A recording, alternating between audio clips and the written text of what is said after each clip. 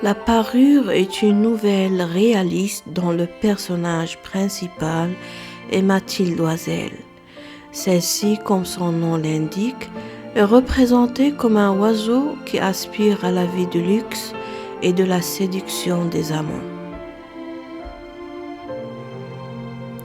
En effet, Madame Loisel n'est pas contente de sa vie modeste et acceptable et de son mari qui ne peut pas lui offrir ce qu'elle veut.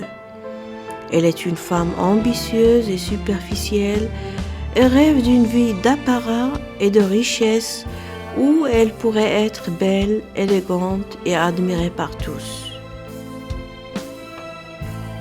Un jour, Madame Loisel reçoit une invitation à un bal au ministère.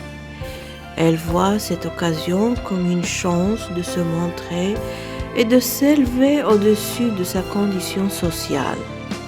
Cependant, elle n'a pas de robe à porter et son époux ne peut pas en offrir une. Mathilde se tourne alors vers son amie Jeanne Forestier, qui est riche et élégante. Jeanne est d'accord de lui prêter une parure de diamants, ce qui est une grande marque de confiance.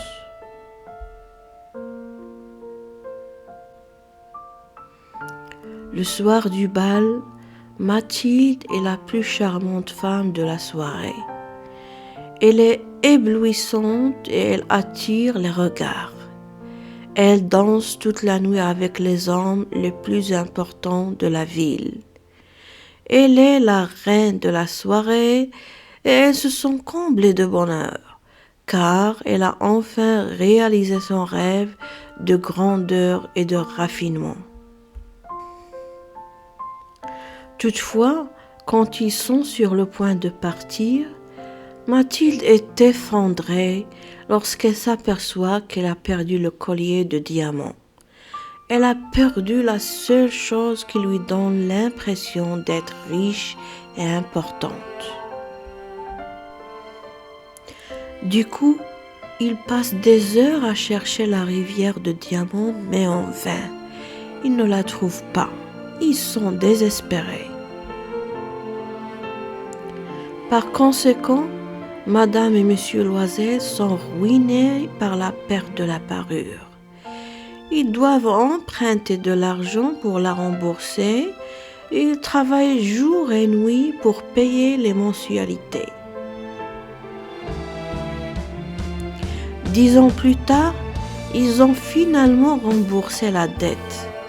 Mais malheureusement, ils ont perdu leur jeunesse, leur beauté et leur joie de vivre.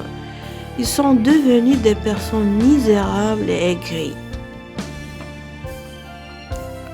Cependant, lorsque Jeanne lui apprend que la parure est fausse et elle ne vaut presque rien, Mathilde est encore plus effondrée.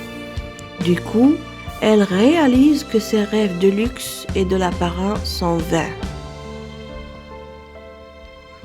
En guise de conclusion, cette histoire est considérée comme une mise en garde contre les dangers de l'ambition et de la superficialité.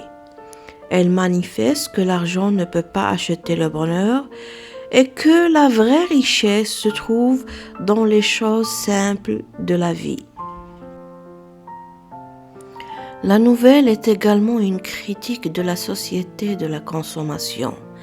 Elle indique que l'importance accordée aux possessions matérielles peut conduire à la destruction de la vie personnelle et familiale.